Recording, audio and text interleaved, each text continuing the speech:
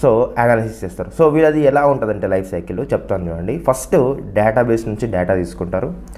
అంటే తీసుకోవడం ఏమంటారంటే ఎక్స్ట్రాక్ట్ అంటారు. ఓకేనా? ఎక్స్ట్రాక్ట్ చేసిన తర్వాతకి వాళ్ళు ఏం చేస్తారంటే ఆ రా డేటాని వీళ్ళు ఏం చేస్తారంటే క్లీన్ చేస్తారు.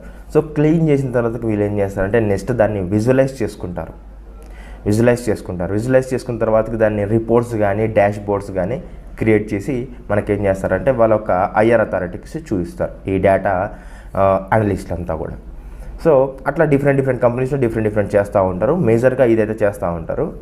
సో ఒకవేళ డేటా అనలిస్ట్ అవ్వాలంటే ఏ స్కిల్స్ నేర్చుకోవాలి?